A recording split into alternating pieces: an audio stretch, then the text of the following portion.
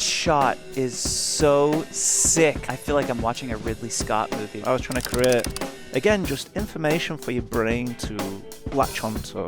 When I capture a frame, it'll show me on this illustration like exactly what the mouth shape should be, and then I just follow that. Let's jump in and start watching here. I can't leave here without my head. So this is on a camera rig that it's attached to the ceiling, and I can do elaborate camera moves by adding keyframes into my computer and telling it what frame it begins and what frame it ends and how it actually moves between the start and the end point.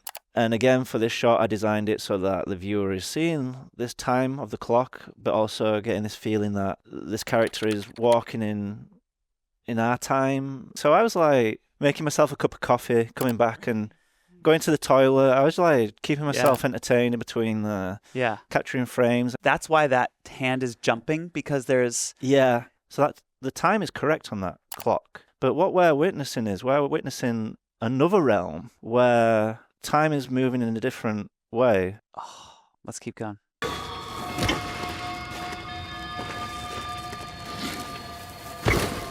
God, that shot is so sick. The slow twist. Like, the camera motion has got to be so slow to get a subtle twist like that. Yeah, I mean, that was the idea, to just keep it really subtle.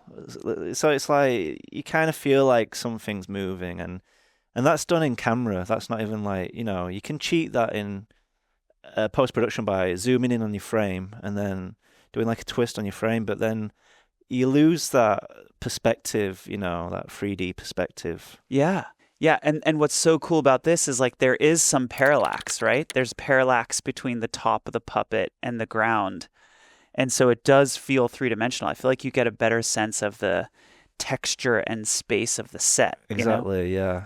How do you know what to record? Is there a plan for what you're going to shoot? Do you have an arc, or are you kind of building the story as you're animating? Oh, it's different project to project. For this one, it was a very explorational. I had a kind of an idea of where I wanted to go with it, but I didn't want to be restricted with storyboards or nothing. It was really much a case of like, right, I didn't even edit this. Like, I shot it as I was editing.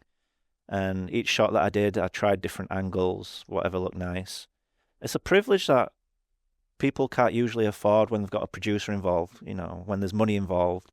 Nobody can function like that. So it's not how people operate usually. And I like to take that privilege and run with it and see what comes out of it. And that's what I was doing on this particular project. So you shot chronologically, linearly, start to finish. Yeah. And when you finished, it was edited. Yeah. Awesome. How do you make dope sheets? How are you actually... Is there software that like automatically makes a dope sheet for you now? Or are you going through frame by frame and figuring out how long the A and the K and the Z sort of lasts? I used to do it through going on Adobe. I used to just scrub it on Adobe. Yeah. And do it that way. And then I'd pen and paper.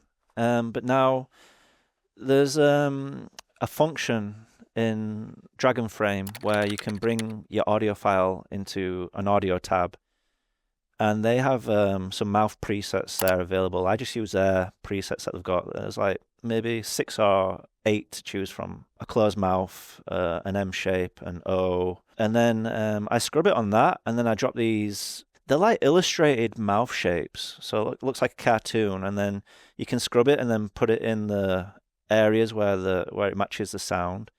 And from that, it gives you like a little video to reference when you're animating. So when I capture a frame, it'll show me on this illustration like exactly what the mouth shape should be.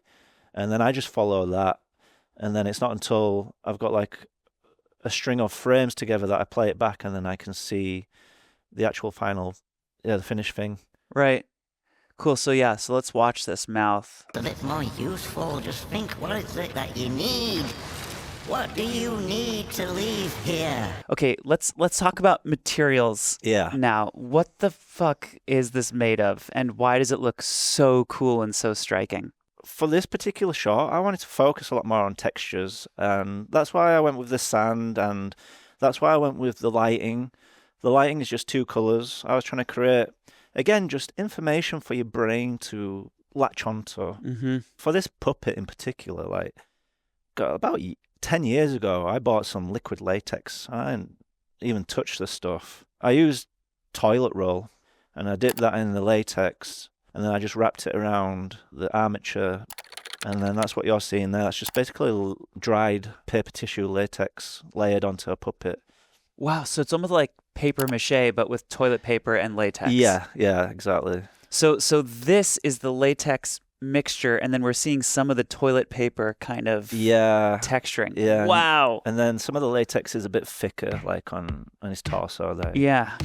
Why do people like this video? Why do people like me, like as an artist? Epic fucking beautiful filmmaking. Time is an illusion. I don't think you're crazy. It really resonates with me personally. As an artist, you can get lost in chasing algorithms by repeating the same formulas. And I started to lose that curiosity.